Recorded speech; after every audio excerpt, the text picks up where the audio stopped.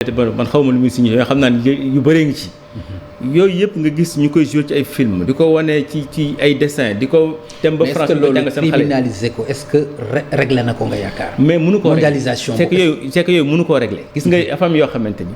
ba àddunay tukki dafiy am. ba àddunay tukki sàcc dafiy am góor jigéen dafiy am fenkat dafiy loolu yooyu société moo am loolu société lépp lay am maintenant nag nit ñi da nga leen di tiital da nga leen di xupp suñu borom sax ci alxuraan dañu xupp pour ñu xaw a moytu tuuti.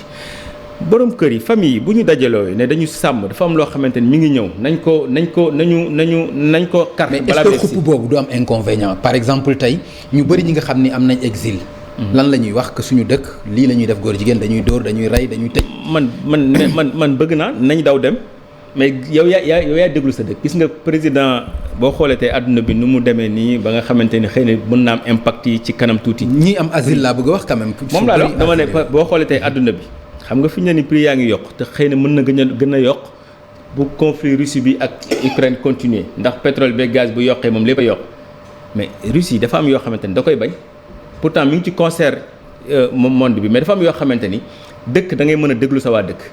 xam nga moom mi ngi fi président mi ngi fi jàpp na ni bu dee jàpp na ni sax looloo tax nit ñi voté luñ ko mooy na jàpp ni kon loolu moo ko fi jëlee te bu ko fi jëlee dinañ teg keneen koo xamante ni li ñooñu bëgg la ñuy def. réew boo ci nekkee ñu bëri bëgg lii defal loolu parce que ñun tamit pays musulman lañu nit ñi nangul nañu ni Sénégal bokk na ci ñetti pays yu ëpp ngëm ci àdduna bi ñett. nit ñi muy chrétien muy musulman. bu ci jiituwul kay. voilà muy chrétien muy musulman parce que ñun Inde Pakistan pour te dire que xëy na Inde ni ñu gëmee seen bu kii ba pare di joxe seen bakkan ak waa Inde ak Pakistan mais ñett ni ñu gëmee dëkk yooyu seen ngëm day tax yow président am na décision boo koy jël. dans le concert des nations da nga leen naan man sama dëkk li Macky Sall waxoon Barack Obama pareeguñu mais day romb foofu da leen wan ni lii su ma ko deful coow instabilité nga indi sama dëkk président sax mën na caa jóge ñu indi keneen koo xamante li ñu bëgg la ñu defal donc 99% de croyants ci benn dëkk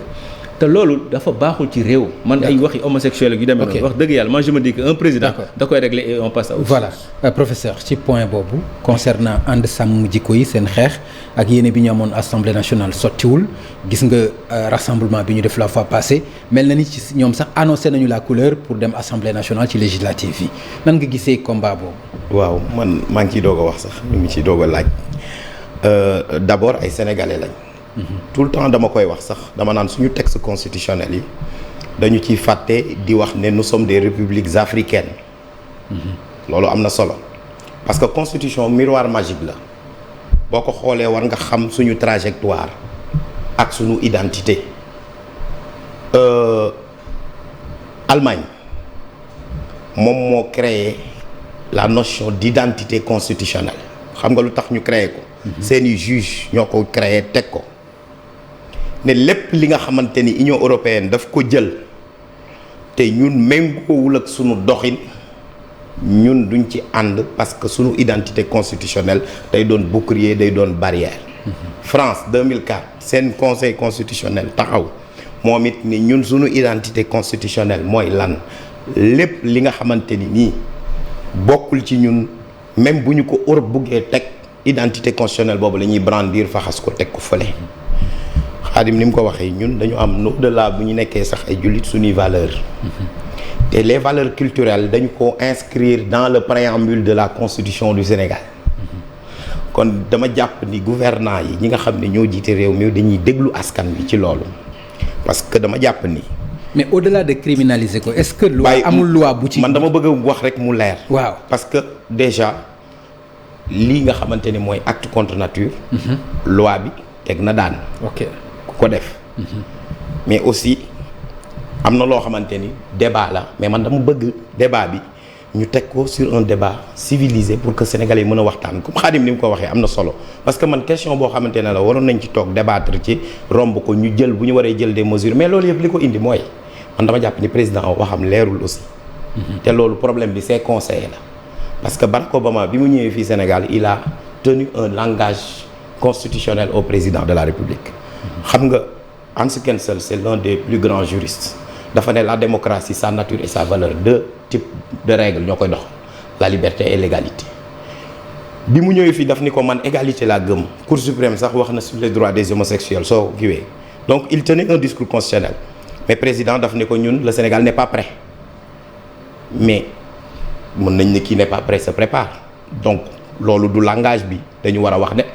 l'homosexualité porte atteinte à l'identité constitutionnelle sénégalaise et ça porte atteinte à l'ordre moral lu maa ko créé de juge français moo ne l'ordre moral c'est le minimum d'idées communément admises par la moyenne des citoyens dans une communauté donnée maintenant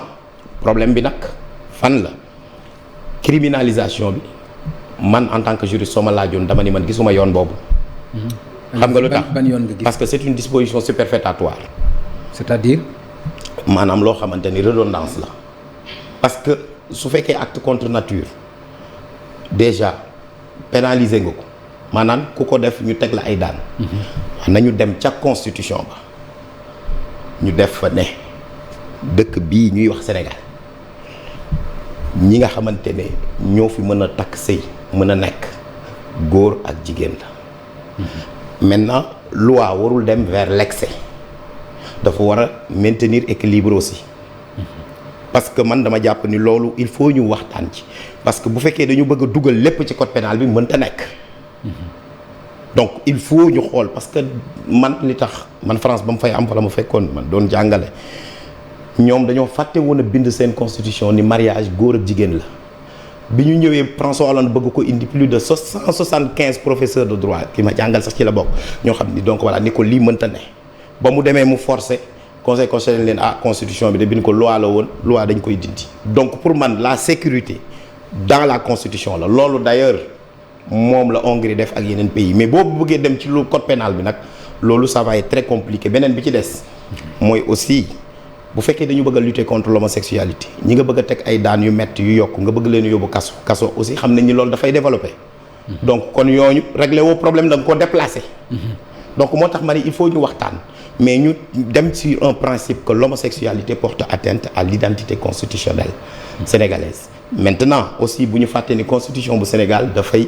wax ni fii Sénégal liberté moo fi am surtout dans l'espace privé ñi fa nekk kenn mënu leen dafa fekk di leen yërnu wala di xool li ñuy def maintenant dans l'espace public li ñuy tuddee la défense sociale ak l'ordre moral loolu mun nañu wut luñ ci tënk ñu régler la question ñu avancer dem vers leneen. merci beaucoup jërëjëf professeur Ngouda Mboup